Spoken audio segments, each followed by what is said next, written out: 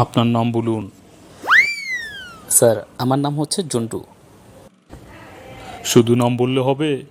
আপনার পরিচয় দিন। সরি স্যার, আপনি শুধু আমার নাম জিজ্ঞেস করেছেন, তাই আমি আমার নাম শুধু বলেছি। স্যার, আমার নাম হচ্ছে জন্টু। আমি ঢাকা নটরডেম কলেজ থেকে মাধ্যমিক ও উচ্চ মাধ্যমিকে A+ পেয়েছি।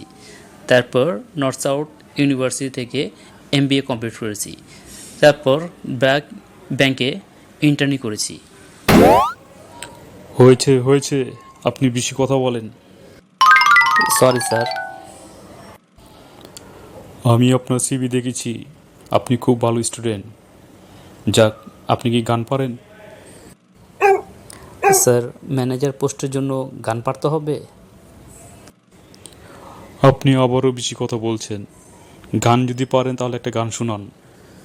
স্যার, আমি তো তেমন ভালো গান গাইতে পারি না, তারপরও এক লাইন বলি। ও চাঁদ মামা, একটা চাকরি হবে মামা। ও চাঁদ মামা, একটা চাকরি হবে মামা। আপনি আর গান পেলেন না। যাক, এখন বলুন, মাছকে পানি থেকে বের করলে কতক্ষণ বেঁচে থাকতে পারবে? বুঝলাম না, ম্যানেজার পদের জন্য এগুলো কি ধরনের প্রশ্ন করতেছে? উনি তো চাকরি দিবে না, শুধু শুধু সময় নষ্ট করতেছে। কি ব্যাপার, উত্তর দিচ্ছেন না কেন? কি ভাবছেন? স্যার, এটা তো খুবই সহজ প্রশ্ন। মাছকে পানি থেকে উঠালে ততক্ষণই বাঁচবে যতক্ষণ আপনাকে পানির মধ্যে চুবিয়ে রাখলে যতক্ষণ আপনি বাঁচবেন।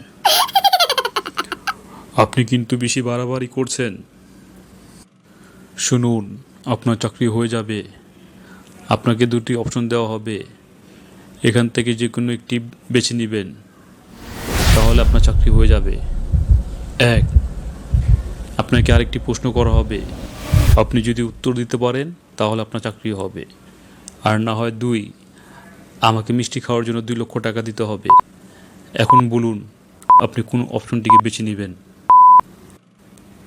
স্যার, আমি জানি আপনি যেগুলো প্রশ্ন করবেন সেগুলোর কোনো উত্তর নাই। আর মিষ্টি খাওয়ার জন্য 2 লক্ষ টাকা ইম্পসিবল। আমি আমার মেয়েটাকে টাকার কাছে বিক্রি করতে পারবো না। আর এটা সত্য, আমি যদি ঘুষ খেয়ে এই কোম্পানিতে জয়েন হই, তাহলে এ কোম্পানি থেকে আমি কিছু শিখতেও পারবো না, এ কোম্পানিকে আমি কিছু দিতেও পারবো না। সো সরি স্যার, ভালো থাকবেন।